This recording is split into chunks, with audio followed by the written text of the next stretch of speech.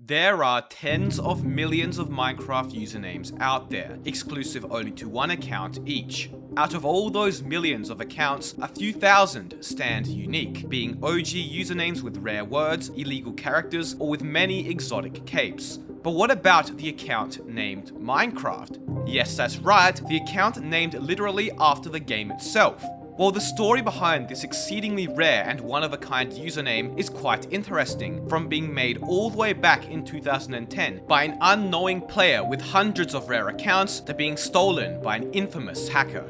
The original owner of the Minecraft account is very difficult to contact and prefers their anonymity, so for this video, we'll just refer to them as M. I was fortunate enough to get into contact with an experienced user from the OG Minecraft accounts community named Prada, who managed to contact and talk with the original owner at one stage not too long ago. Much of this information I only know due to Prada, so make sure to check out his server, stray.gg. Anyways, M was what one may call an unknowing collector. He had over 100 OG usernames as well as high tier usernames, making him one of the few individuals in existence to own so many valuable accounts. But a player doesn't just casually get 100 Minecraft accounts, let alone accounts with extremely valuable usernames casually. So how did M acquire so many? Well, back in Minecraft's earliest days, during 2009, when the game was significantly smaller, it was free to make an account and play. As you can see from this early image of the Minecraft registration page, taken May the 27th, 2009, you could choose any username and then a password. Speaking of early images, here's one from 2015 of my YouTube channel when I only had 101 subs. How far we've come, and how close we are to 500k now. Be sure to sub if you haven't already. Anyways, on the registration page, there was also a section to add an email. However, the email wasn't actually used to log into the account or to authenticate it, as all you would use is a username and password to do so, but rather as a backup in case you forgot your password. Even though the email was not used to log in, it still became tied to that account, which will be useful to know later on. This meant that during Minecraft's earliest days, you could effectively register as many accounts as you wanted for free, as long as the username wasn't taken. And since the game wasn't nearly as popular or well known, many OG or rare usernames were available. M at the time, for whatever reason, created over 100 accounts with rare and OG usernames, all for free. This is when the account Minecraft was first created, and is also how many accounts with only 1 or 2 characters came to be. In fact, M was actually the original owner of the accounts PC, XX, and OO, all accounts which became impossible to create in the future, skyrocketing their rarity and value. Eventually later during 2009, when survival test versions would release, which were the first versions of Minecraft to contain survival, Notch gave users the option to purchase the game to participate in the test. Players could still play Classic for free, but to play survival, they now had to pay. However, M still didn't buy the game yet, meaning as the game entered InfDev and alpha releases, he was unable to use his rare accounts. It wouldn't be until 2010 that M would actually purchase the game. He didn't pay for all his usernames though, as that would cost thousands of dollars, but rather only a handful, obviously including the one named Minecraft. From roughly 2010 to 2012, emails were still not used to log into accounts, requiring just a username and password. These are what's now known as legacy accounts, and could still be logged into and used up until Microsoft account migration earlier this year. In 2013, this changed though, and when creating a new Minecraft account, you would now have to create a Mojang account instead, requiring an email address. Around this time in 2013 to 2014, M reached out to Mojang support, asking them what accounts he owned.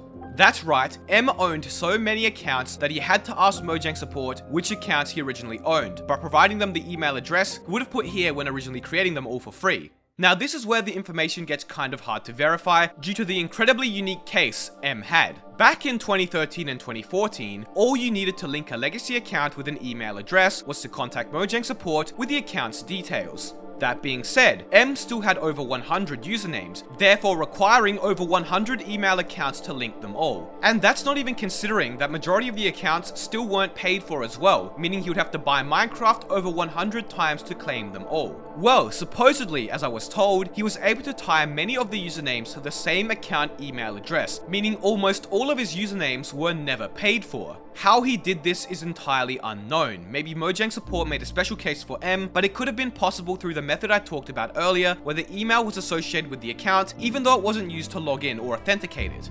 Prada tells me that M supposedly had over 40 accounts with different usernames, most of which were never paid for, tied to the same email address. And this is how all of M's OG usernames, including Link, Mario, Luigi, Lucifer, Superman, PC, XXOO, and many more, finally became proper Minecraft accounts. M's goal wasn't even to sell the accounts either, as he would sit on them for years as the prices of the accounts skyrocketed, only ever selling Superman and Mario.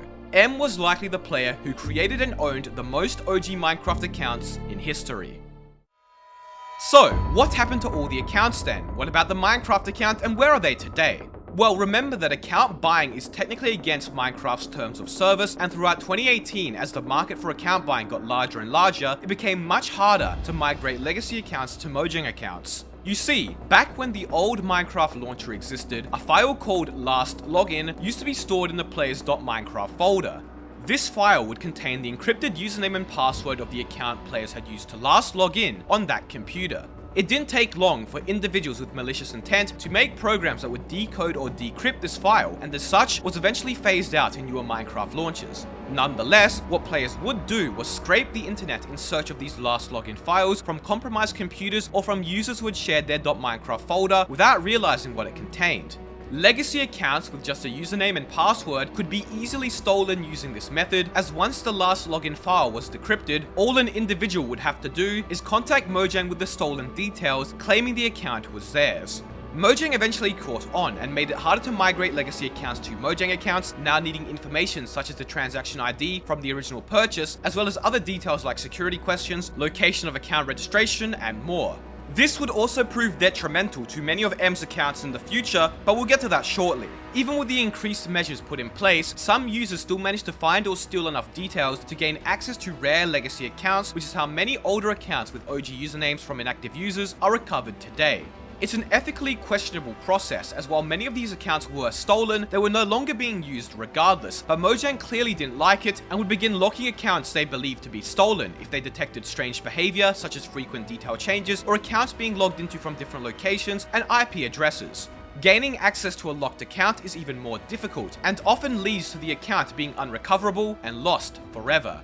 M was a massive target for account theft due to its extreme amount of OG usernames, and in 2019, an infamous member of the OG Minecraft accounts community named Luke the Hacker gained access to the Minecraft account. Luke was quite infamous amongst the community for stealing accounts and selling them, being a part owner of the MC Trades website, a site frequently used for buying and selling accounts obtained illegitimately. In fact, he even owns the Minecraft account called Hacker, amongst many other rare and unusual accounts such as internet.com, Superkai64, that's right, the account famous for this. I was wondering, what's the recommended amount of dedicated RAM I should have to a server? And many more. The exact methods Luke used to get accounts which he sold vary from social engineering Mojang support with stolen details to password guessing.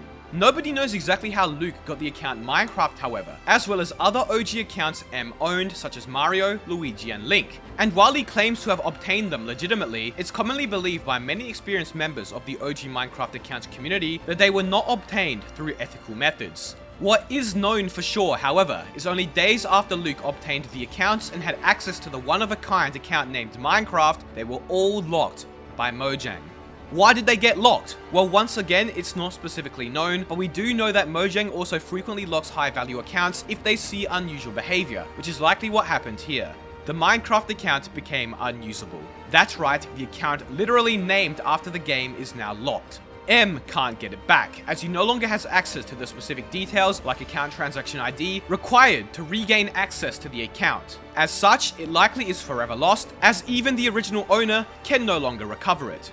M no longer has access to most of his once great collection of rare accounts. With many being locked or stolen, and with him being unable to find the details required to recover them, these accounts are lost to time. And that's the story of the account named Minecraft, which will likely never be seen again.